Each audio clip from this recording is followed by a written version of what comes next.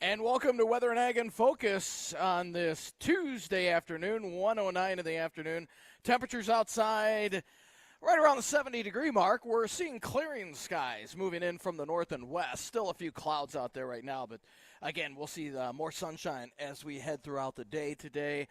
And temperatures pretty mild after a little foggy start. Should top out in the upper 70s today. I'm Chief Meteorologist Dean Wysocki, along with our Ag Director Bridgette. Readel, we're live out in the Morton building. So come on out and say hello to us. Thank you to Morton Buildings, Red Wing Shoes, PetroServe USA for getting us here. We greatly appreciate it. And then All Seasons Motorsports has made sure we have golf carts to drive around because we got to get from place to place. There's a lot of action happening. I know. I had a long walk from the parking lot. And I need the exercise, though. There's good things going on. Now, stop by and pick up caps, visit with us, and also we've got the details for tomorrow morning's pancake breakfast. Nice. As well as tomorrow's concert. It's a free concert with country artist Josh Turner here at Big Iron. And you know what? The weather is going to cooperate. We've had years out here where it's just been steaming hot and chilly. I know. And this is the Goldilocks forecast. This is just right kind of forecast. And we're going to continue with the nice weather all the way through the rest of the week, it looks like. After topping out at 78 today, and again, we'll have increasing sunshine. If you look northwest of town,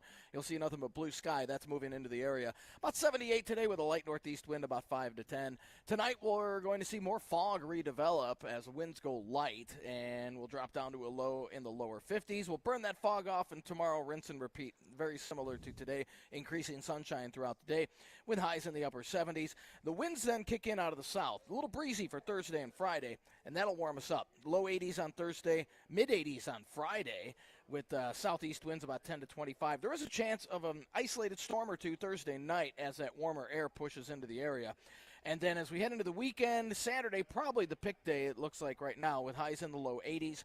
And then more clouds and scattered storms on Sunday with highs in the upper 70s. Now, we are going to be going into the stormy part of our LRC cycle as we head into next week, and that means increasing chances for rain. So areas that have been really dry over the last week or so, and that's not everybody, but most everybody's going to pick up some precip as we head into the latter part of the weekend and especially into early next week. And this weather is brought to you by Progressive Ag Risk Management Specialists. So just on schedule, again, stormy part of the LRC cycle coming through. Now, this brought us severe weather the last cycle out west of town. Stop it. So hopefully, I need you to talk like that. I do need a new roof, though, so I wouldn't mind a nice little hailstorm. That's your place, not mine. Yeah, just right over my house. Done. Just right over my house. Enough. And you know who That's can all help? we need. You know who can help you with that? This guy who's waiting so patiently to be our guest today, and that is Derek Boudry. Derek is the Regional Sales Officer with AgriFinancial. Are roofs in your plans? It depends on the building.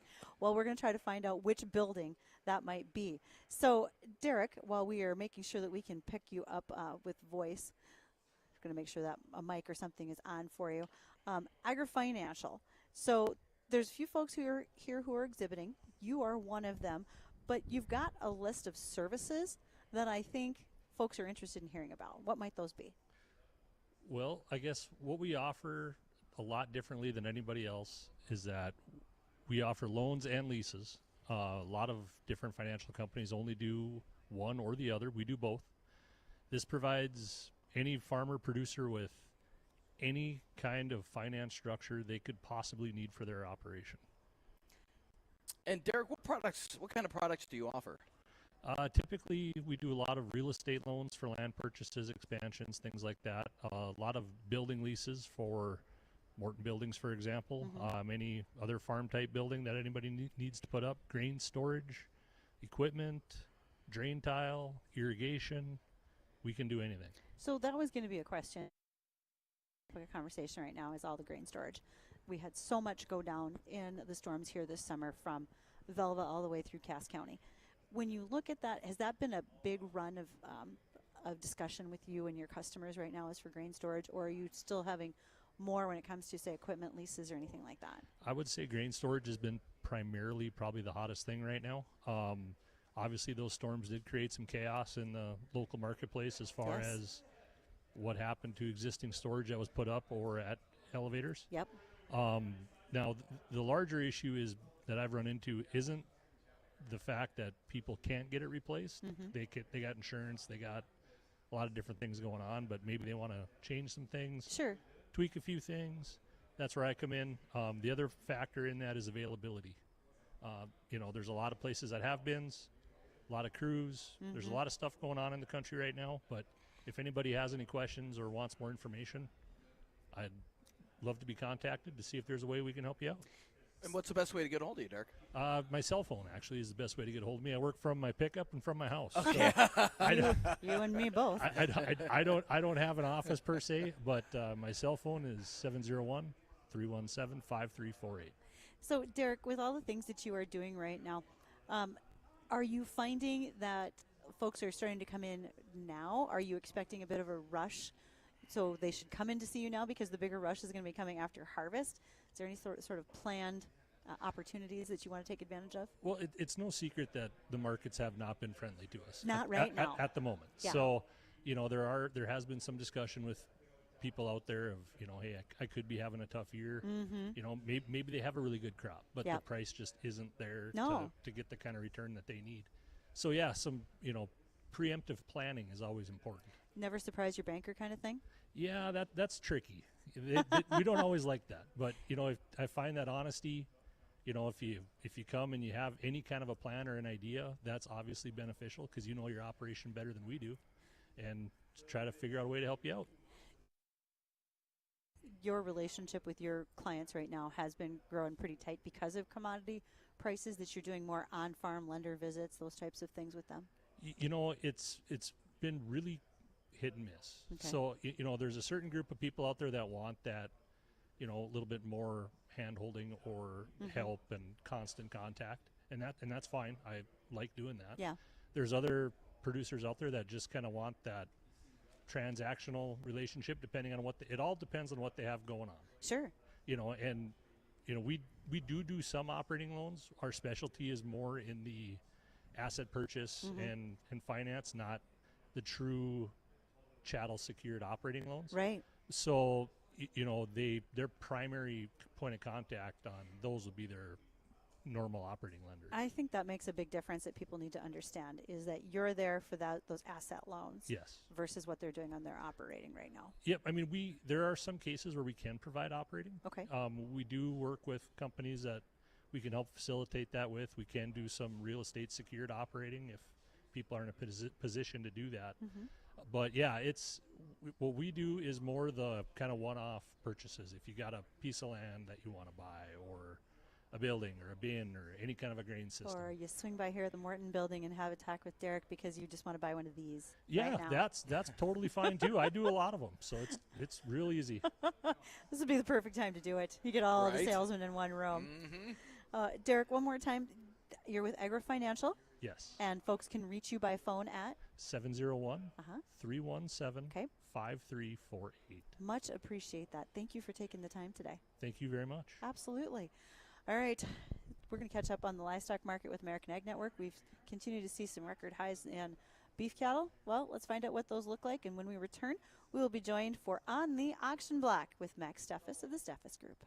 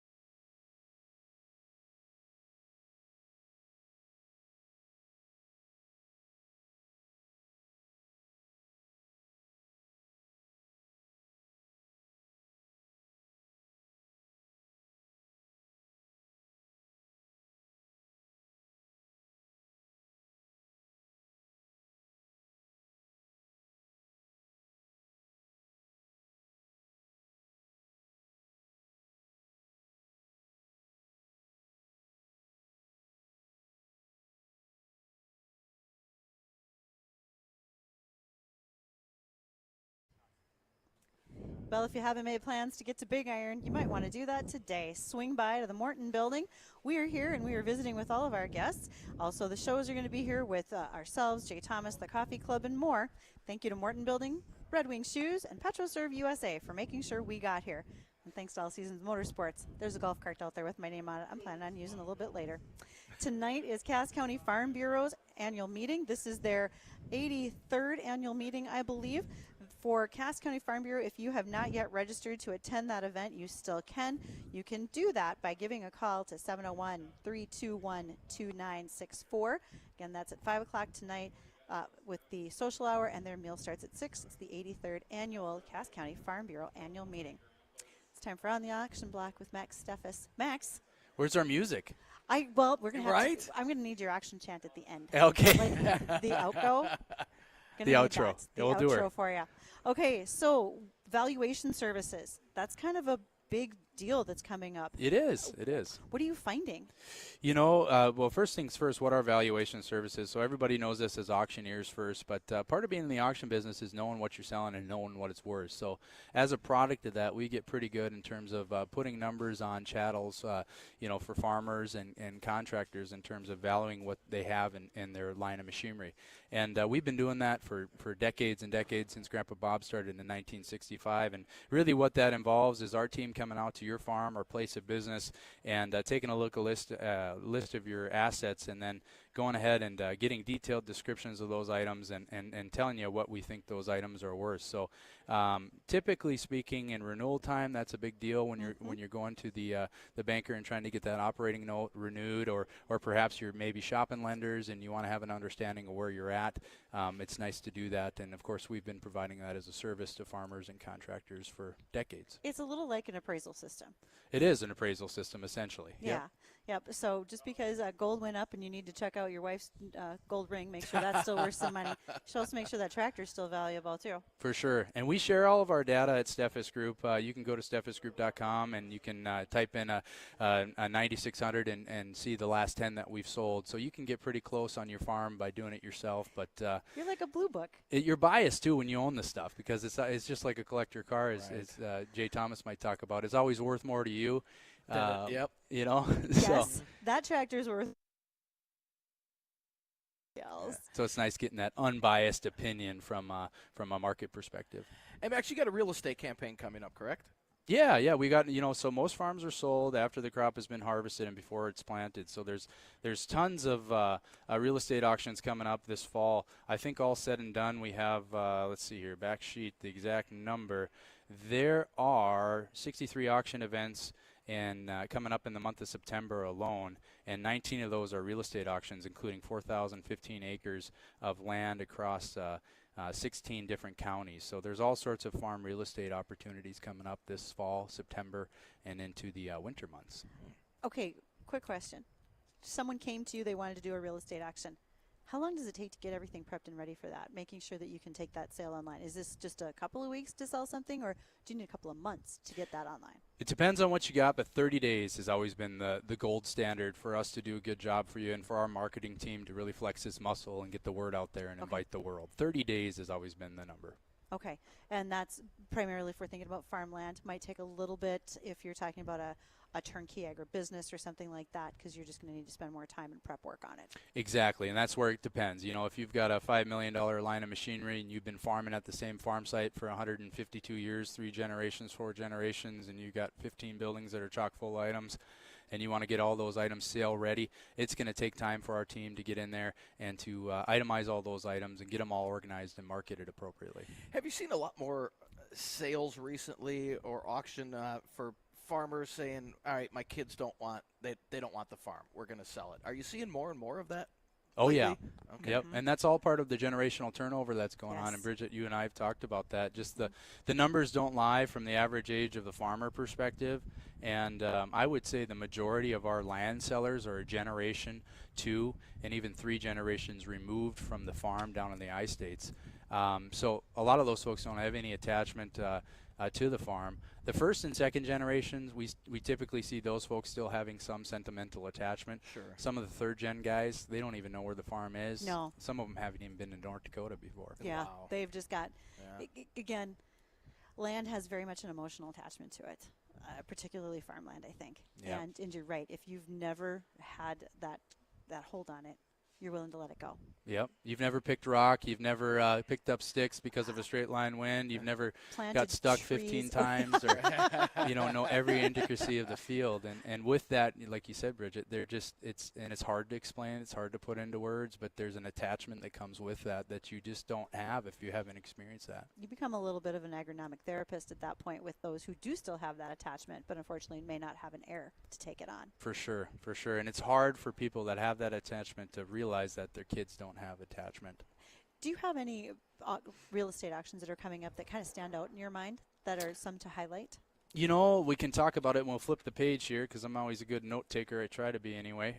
There's a couple auctions in Wright County in Kaikato, Minnesota on the 19th of September. Of course, here locally, we've got the Niesemeyer property north and east of Leonard. That's going to be 600 and some odd acres that's coming up. Okay. This week, I guess I should be top of mind here. Tomorrow, we've got 142 acres selling on the northeast side of Fairmont, North Dakota, nice tillable farmland, closing at 10 tomorrow. Okay. Thursday, we've got some stuff in Lemoore County that's going to be selling on Thursday morning, and then into next week, all sorts of activity. And then some really cool hunting properties. Yesterday, I was up in Black Duck, Minnesota, and we got 80 acres with a shack on it, wood cabin, called the Whiskey Shack, and I'm really excited about that. Please tell me you send the name with on that sale. That gets to go along in the I think it goes along transfer. with it. Yep, it's a pretty cool place. He rents it out 200 nights a year and made it all by hand, and it's just a really neat property. Manicured trails. How many acres? 80 acres. 80 acres. 80 acres. That's a lot of room to roam. It is a lot in of that room. area. It's funny, Bridgette. We were up there yesterday, and 80 acres in our country doesn't seem that big, but No. when you get back in the sticks, Yeah. it's like, we were a quarter mile away from my truck, but it felt like we were 3 miles. Yeah. Where are we? There's a reason we call it stump jumper territory. Yep. Up there. Yeah, there you go. There you go. With all the things that are coming up with Steffes, where are the best spots? First of all, they can come see you here at Big Iron, right? For anybody who has an interest and wants to visit. For sure. We love Big Iron. Big Iron is our opportunity to see people that we don't get to see very often anymore, and we'll visit with a lot of people this week about having auction sales this fall. And some guys just swing by our booth and just drop a card and say, or grab a card, I should say, and say, come see me next week, come call me next week, because Right. they don't want to, visit with the neighbors in front of an auctioneer. But there's a lot of people that might have a quarter or might have a tractor or something that they want to sell, and they'll stop at the booth, or maybe, what's this worth, or what do you think of this, or what that bring. We love those conversations, and we love to visit with you over at the Expo building, C2. You'll be here all 3 days. All 3 days, yep. But if, in fact, they miss the opportunity, someone is listening and says, well, I should talk to Steffes. Call you? Give us a call. We'll come out and see you. Okay. Max, before you go, what's the craziest thing that you guys have had to auction off? Is there any particular thing that comes to mind? Brad says it was bras at a general store closing up in the northeast part of the state. I will remember that story forever. Yeah, mine was that the 6-foot cast iron chicken. Yeah, that was the craziest Really? thing I ever A sold. 6-foot cast iron chip. Do you remember what it went for? And it was like $800. Really? And the best part was the guy had a 5-foot one, and a 3-foot one, and a 2-foot one. I have some off-air jokes I'd like to make after we shut the headphones off. I bet you do. Yeah, Yes, that was I pretty do. interesting. Thank you, Max. Thank you, Bridgette. All right, Addison, you can run that auctioneer's chant, and folks, after the news, we'll be back with more guests.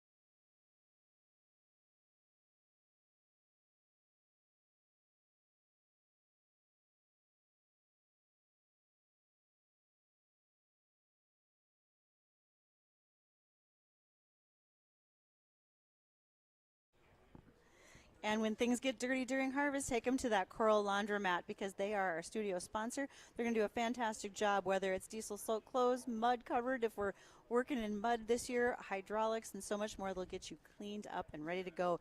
You can find them very close by. They are on Veterans Boulevard at 3620. We're out at Big Iron. Dean and I are spending some time visiting with guests today. Next up for us are the ladies from My Ag Data. So, Michelle, do you want to introduce who you are? Hi, I'm Michelle Tressel, and I'm the CEO of My Ag Data. And we're really excited to be here with the crew and talk a little bit about how we can save growers time, save them money, increase their APH, and guess what? They don't have to do anything different on their farming operation. Hold on, what's APH? You can't use terms like that without a definition. Yep, absolutely. Okay. For your yield per acre. Okay, yep. Awesome. So nice to meet you, Kat. Yeah, hi guys. Name is Catherine Clower, here with My Ag Data. Super excited to talk here with Bridgette and Dean. Well, thanks for coming. Yeah. And you finally got here after a few delays. And And you think about it too, it's summertime, getting into fall and not winter. Right. Winter delays. yeah. All right, so you guys have a booth here at Big Iron. What have farmers been asking about when they walk up? Yeah, so we've actually had a really great turnout at our booth. We've had lineups at some points of growers trying to find out what we're doing. And it's interesting, whenever you have a booth and there's some people hanging out, everybody wants to know what's going on. So we're big fans of that. Absolutely. But what we're doing is we take a very manual reporting requirement that every grower that wants to participate in either a federal farm program or crop insurance is required to fill out. Those of you out there that are farmers that knew what APH was before I had to define it, these are your paper maps that you fill out from the FSA. We have worked alongside the USDA for 12 years, done 5 pilots, successfully launched nationwide this previous spring, and we are set to help modernize the USDA. For those of you that listen to Brooke Rollins or to our President Trump, we all know that there is a huge push to modernize and make things more efficient. That is what we do. Now, Michelle, everybody likes to save money, right? Yeah. Now, you can help our farmers save money on their crop insurance. Explain how. Yeah. So for those of you farmers that are not only familiar with APH, you will also be familiar with CLUs, Common Land Units, Bridgette. Thank you. Common the teacher Land in me Units. appreciates that. You are welcome. Common land units were designed by design, made larger than the way a farmer actually plants. From our research across the country, what we have found is between a 3 and 10% variance on the common land units being larger than the way farmers actually plant. So we do have 2 ways we can help growers. We can just purely digitize their common land unit report, their paper maps. They do it all from home. They can do it 24/7. They don't have to go into the FSA office if they don't want to. And we can also, if they want to save money, we actually have cloud connects to My John Deere, Climate Field View, Case IH, and a grower can, for the first time, use their actual submit their report. 3 to 10% difference. Therefore, average 1,500 acre grower is going to save $3,000 a year. That adds up. It does. So it's going to add up this year. Yeah. I mean, I hate to tell you this. So what's the first step? So, Catherine, if you have folks that are thinking, all right, I'm interested, especially because I want to plan ahead for my 2026 growing season. Yep. Should they have that conversation at FSA now with their county to say, can I do this? Are you prepared for me? Yeah, so growers, we've had previous growers reach out to their local FSA offices, and there are times that some of those FSA folks don't realize who we are, but with the notice CP-782 that came out, it verifies that we are a verified third party that they can use My Ag Data to certify and report their acres. I also think it's important to note we are on the cusp of harvest. And once harvest has ended, we start thinking about the 2026 year pretty hard. I mean, we're already making fertilizer purchases, et cetera. And we have a lot of agribusinesses who are listening who may think, I need an interesting speaker to talk during one of my grower meetings this year. Could that be you to help farmers understand this at a more local level? Most definitely. Yeah, we'd welcome the opportunity to come in and educate. As Kat mentioned, this is a new process for most growers. We, of course, have been doing it since the 2014 Farm Bill, testing alongside the USDA. But from a nationwide push, this has only been around a year. So education is a big part of growers understanding that this is available to them now and that they can start saving money as quickly as spring of 2026. So to answer a little bit more about your question about should they reach out to FSA now, get their data, start getting prepared. Get their data uploaded into MyAg data. They can start working on their boundaries now. Have everything but their planting pretty much ready for next spring, so they can have almost everything done before they step into the tractor next year. When you think about, you mentioned the Farm Bill, and you've been in there since the 2014 Farm Bill. We don't really have a Farm Bill right now. Okay, that's fair. We've got this skinny thing that came on after the One Big Beautiful Bill that's pending. Do you anticipate some verbiage in the next Farm Bill in favor of using things like MyAg data for that adoption and digitalization for farmers? Yeah, we do see that direction. I had the opportunity to meet with Secretary of Ag Brooke Rawlines a couple of months ago when she was here in Fargo. Yep. And from conversations with her, along with Richard Fordyce, who I'm hoping I hear is going to be confirmed next week. Knock on wood. That's hot off the press. And also with Bill Beam.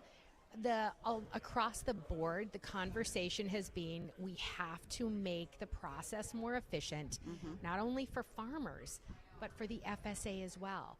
We want the hardworking folks in the FSA office, we want them to have the ability to talk about important programs and how they can lean in and help growers, not sitting there manually typing in data off of a paper map. I had the opportunity to spend some time with an intern for the Stutzman Barnes County areas here in North Dakota this summer, and she just said, wow, just a second, I wouldn't have to retype all that information.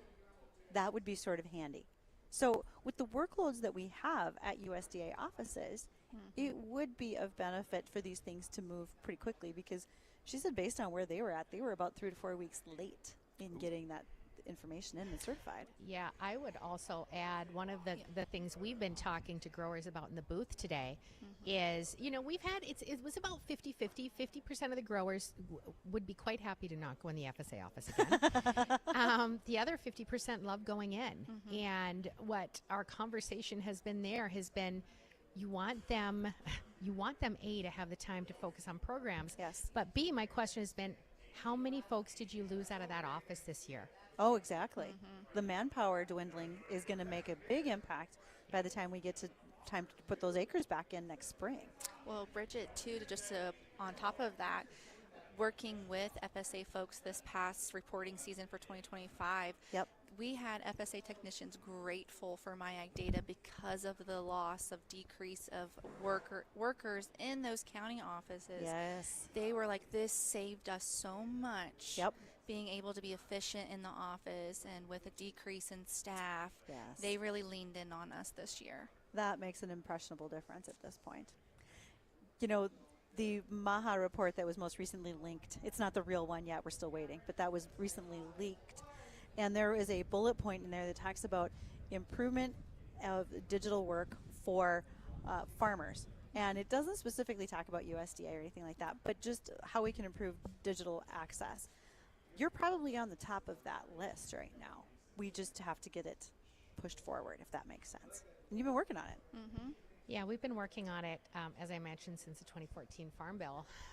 And what we have really seen is from this current administration, there just isn't going to be an excuse any longer in not moving forward with making things easier for farmers. Right. I took one of our grower advocates and I visited DC and met with about 12 folks from FPAC.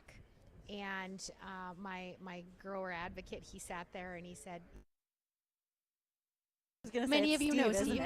And he sat there and he said, I've been farming for 50 years and I have incredible equipment and that can help me be incredibly precise as I think about the way I farm.